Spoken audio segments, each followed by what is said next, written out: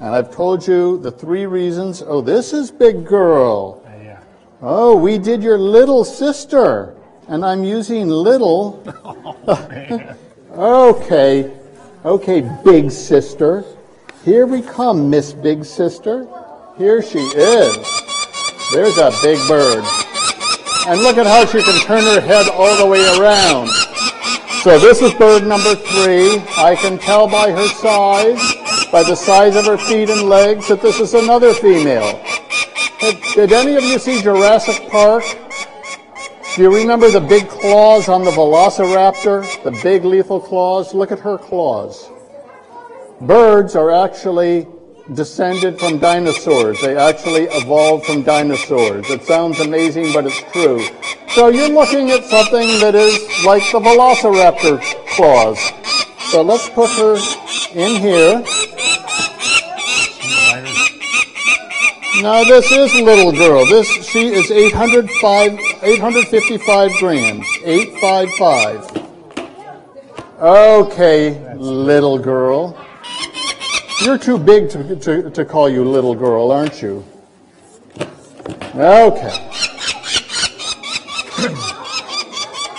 There you go. Okay. I'm handing her to Officer Bills. Got her. Oh, yeah. He's retired, but he's still officer. All right. And let's look in your mouth. Your feet. Yeah, Look at your feet. Look at your feet. Okay. Their feet are their weapons. That's what they use to defend themselves, and that's what they use to catch their prey. They only use their bill to tear it up and eat it. They don't catch it or kill it with their beak. Well, actually, they do kill it with their beak. I take that back. And her mouth is nice and clean. I like that. No trichomoniasis. Trichomoniasis is a very nasty disease.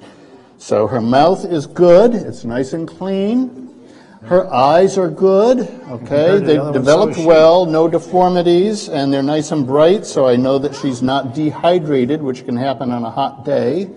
And this is not a hot day. I'm looking and feeling her ears, and I'm finding no parasites there. That's good. Her flight muscles are developing very nicely, so we can write down in the notes that the keel is good. I'm going to check for those nasty lice and flies and mites. And they like to live in the wing pits. They live all over the bird, but they especially like the wing pits, so that's where I'm checking. And I see no bugs, so that's good. Her feet, I can see are good. There are no deformities. I'm going to do this disgusting check. And her vent is good. Her vent is good and clean. There are no parasites in there. And I don't really need the leg gauge.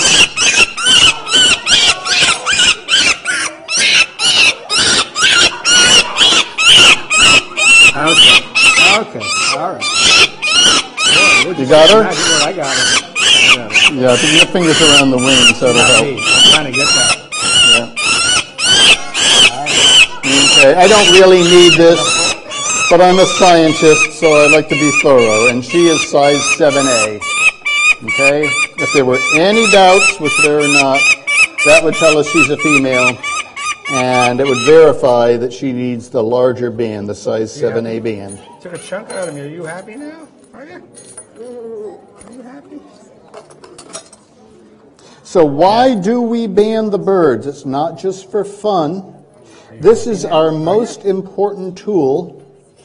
Here, you can get the band number off of this. It should be the next one in sequence after the last one. Okay.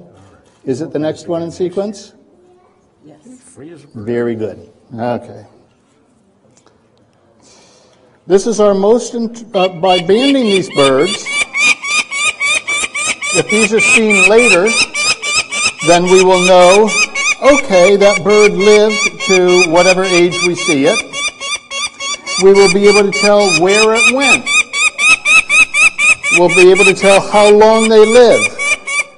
If they have nests of their own and start raising children of their own, then we will know that because we identified it from the band. And there's blood on there, but it's not her blood. It's either my blood or Officer Bill's blood. It's mine. Okay? And that's fine. This time it's mine. That's perfectly okay. If it's the bird's blood, that's what we don't like. We are able to tell by identifying the birds. We're able to tell whether two that are nesting together are related or not. So all of these are things that we can tell by banding the birds and then by seeing them later on. And that we put 9 digits on it. Can you read that band? Of course not. The only way you can read that band is by having the bird in your hands. And the only time that you're going to have this bird, anyone's going to have this bird in their hands after today is if it's found injured or dead. Okay? Can you read this band? Yes, you can. Okay?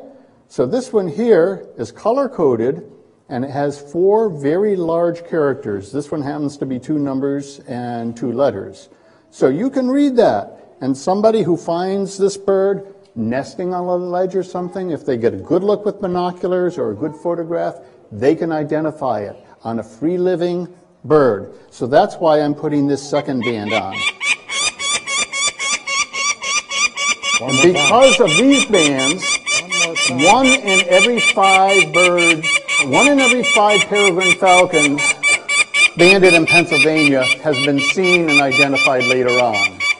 1 in every 5. If any of you have experience with banding of songbirds, if you ever see 1 in every 1,000 of those again, you're doing well. That's the benefit of having this band, this color-coded band on the left leg. So that's why we're putting the second band on.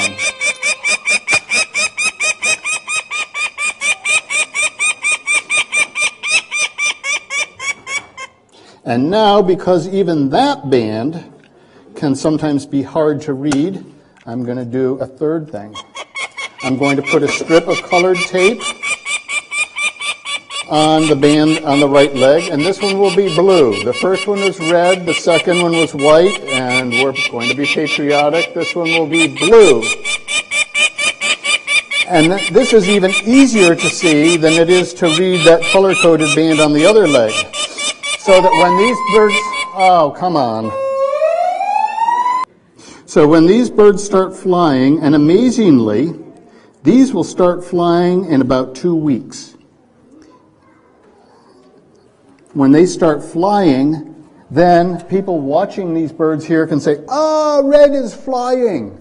Even if you can't quite read the other one, you can say, oh, red is flying and she's doing well, and blue just flew, but blue got in trouble. And sad to say, there's a lot of trouble for birds like these that fledge in a city.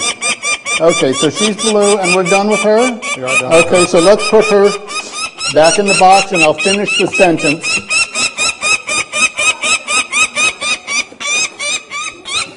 Okay. All birds faced a lot of hazards, especially